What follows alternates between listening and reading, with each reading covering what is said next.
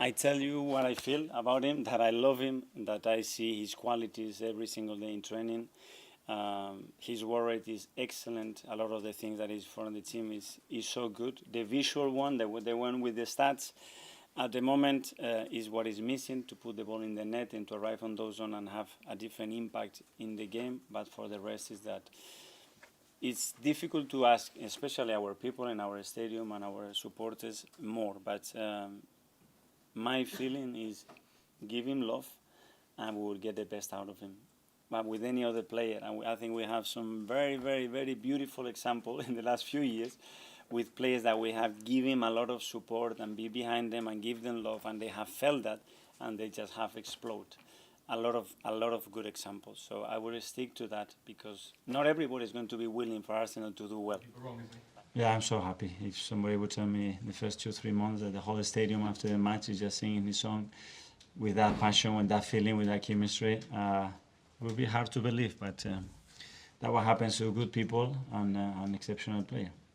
A very consistent and excellent level in different positions in a new club, which that's a lot of things that have to go together, and it's not easy. And he's done it with such a determination, with the passion and the quality that he knows that he plays the game and understands the game, and he's delivering some big moments for us. Well, he's certainly having a huge impact in the team. I think his overall performances, they've been really good, and now his numbers in terms of goal contributions are really, really high, and he needs to maintain that level. I think the understanding between the attacking players today was superb. I think they had real purpose and connection and a lot of clarity where to attack against them, and we created many chances. Kai Havertz's form has somewhat been a positive surprise to Arsenal fans. He's almost acted as a secret weapon in the heist for the Premier League trophy, and Mikel Arteta seems to be filled with admiration. He's come a long way from Fulham at home earlier on in the season.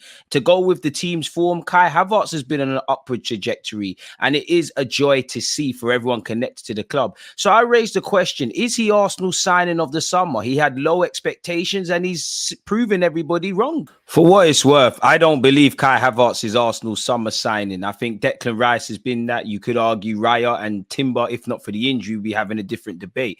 But when Kai Havertz arrived, there was little to no expectations placed on the £65 million German international, who is showcasing his versatility. Evidently, question marks still remain whether he's going to be a striker, whether he'll revert back to central midfield. But as I said at the beginning, because of the low expectations and the high results currently, on that basis, being devil's advocate, could he be Arsenal's summer signing? Because he's getting better and better. He's in a rich run of form. It's well known Kai Havertz in March becomes something crazy. Havertz Madness or Kai March Day or whatever they call it on social media.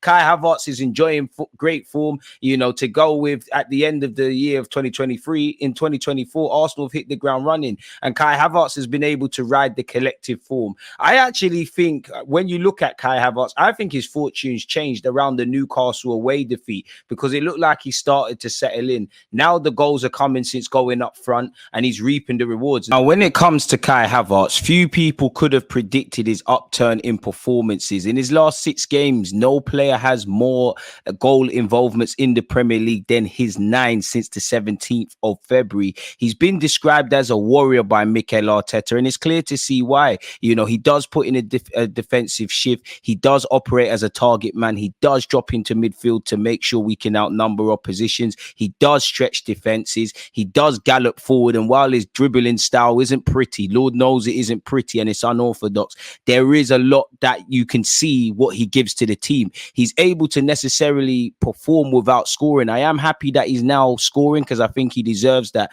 Early days, he was labelled an early flop before the man even got an opportunity to kick a ball. Now, when you look at our summer signings, the Timbers, the Rices, the David Rayas, I was fully convinced. When it came to Kai Havertz, I didn't think he was a bad player. I could see why Mikel Arteta would want him. I didn't know how he would make us better, and I had blind faith in Mikel Arteta. I don't advocate blind faith in anybody, but so far it's looking well. As I said, he was labelled a flop early doors. So by that same logic, could you say that he deserves to be praised for his performances, especially if we go win the league? He surely has a shout to be signing of the season. As I said, he was labelled a flop early doors. Currently, him and his team are flying as Arsenal are top of the table. As I said, I think his fortunes began to change, people, around the December period after a test in August up until that period. And then the turn of the year, or better yet, the start of 2024, you saw our football team start to do stuff. They laughed at us when we had 1 win in 5. Turn of the year, we started pressuring guys. It's as simple as that, in my opinion. You know, he wasn't even really, in hindsight, I know he's Premier League proven, but he wasn't even given an opportunity to bed into his new environment at Arsenal Football Club, both with his teammates and what the manager requires of him, really and truly. And obviously he was essentially on borrowed time because he isn't a player everybody is convinced by, and he's a former Chelsea man. So by that same logic and rhetoric to condemn him with being a flop, does he deserve the plaudits? Currently, Kai Havertz is enjoying his best ever goal scoring season in the Premier League with 9 goals and counting. It's nice to see he has proven doubters wrong and is getting joy in that regard. And Arteta won't be drawn on his long-term position, but versatility is king in Arteta's system. Has our manager's diamond eye seen a vision of Kai Havertz? We haven't. Who knows? He might lift the Premier League trophy in May. I don't look at the league table, so I don't know. Now, I'm not going to lie, Arsenal fans. I'm shameless. You know, I made a video on something I don't necessarily believe. Allow me, people. You have to get content. How was I going to make you lot watch this? But I was purely being devil's advocate. Now, where it comes to Kai Havertz, I personally think the jury is still out, like with a lot of players. But I'm happy. I'm happy that nobody cares about his price tag. Nobody cares about his 65 million, price tag. Nobody cares about his wages. And he's bedding in. Not that we should, because it's nothing to do with us. But he's bedding in. He's gelling. He's excelling individually. And for what I like about him, he's a great team player. Yes, we want a bit more for 65 million and all of that stuff. I understand it. I get it, fans. But I like the way he plays. He's a warrior. He's a fighter. He fights for himself. He fights for his teammates. He does say what you want about him. Whether he makes the difference or someone we can believe in that regard is another thing. But he's someone that fights for the cause. I actually feel, to go with what Mikel Arteta has done in the last 3 years, I would say really exaggerated in the last 2 years. We've improved a lot defensively, and I think a big point of that is because we've got more physical players. Kai Havertz is able to win headers in both regards, offensively and defensively. He obviously acts like an aerial focal point or a target man, better yet. I think all the aspects Mikel Arteta demands of him playing up front, he does it. The pressing, the defending, the working, the channels, the link-up play, the dropping in defensively and carrying the ball to help us get further up the field. I think he fully understands. He's an intelligent footballer, clearly. He's a German international, plays in a lot of roles. But I think he's looking confident. He's looking fully, up to speed with what Arteta demands. And he looks like, if you can't stand out, fit in. Nobody cares about his price tag. And again, I don't believe he's the sign of the season. I think it could have been Timber if not for that injury. I definitely think it's Declan Rice, and I think David Raya is doing okay. But it's fair to say all our summer signings, there was a method to the madness, and you can see what Mikel Arteta is doing. I do wonder if Kai Havertz's joy up front has obviously, changed our thinking in relation to the profile of striker, the stature of striker, maybe even signing the striker full out. And I know Mikel Arteta likes multifunctional players, and Kai Havertz is someone he's always played up his versatility, and he's always said he will use him in roles. I just wonder, though, being devil's advocate, yes, it's a squad game. I think Kai Havertz will get a lot of football at Arsenal. He's played 42 times or something like that already.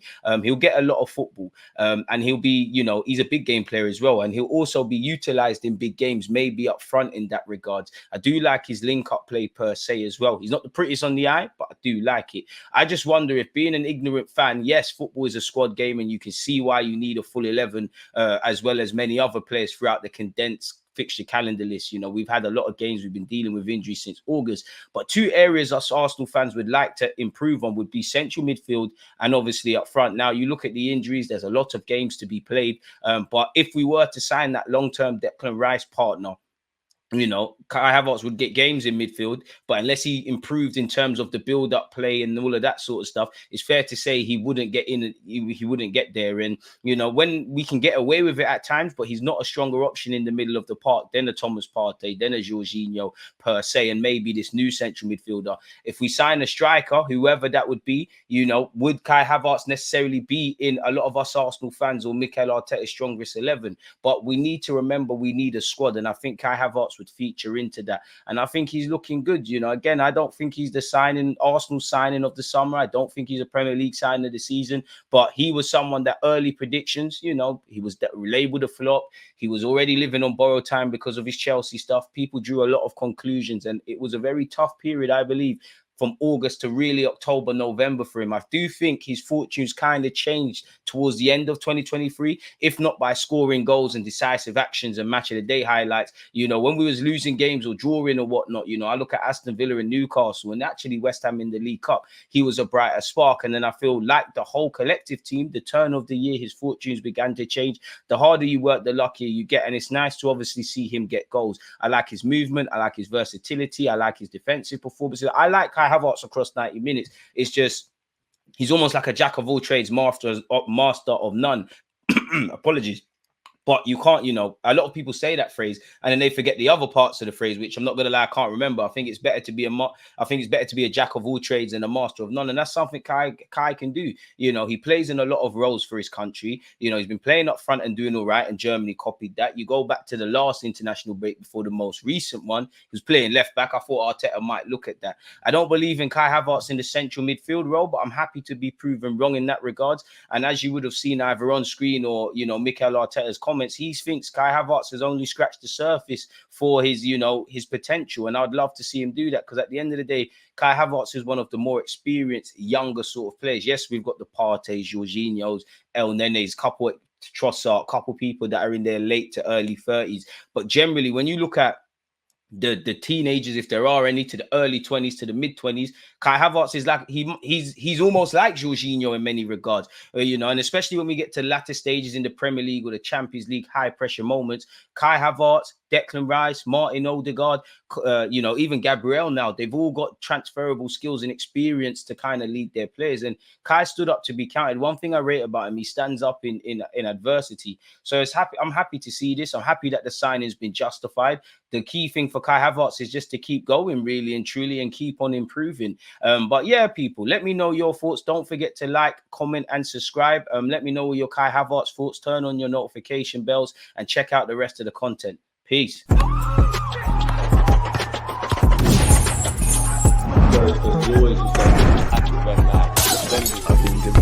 Like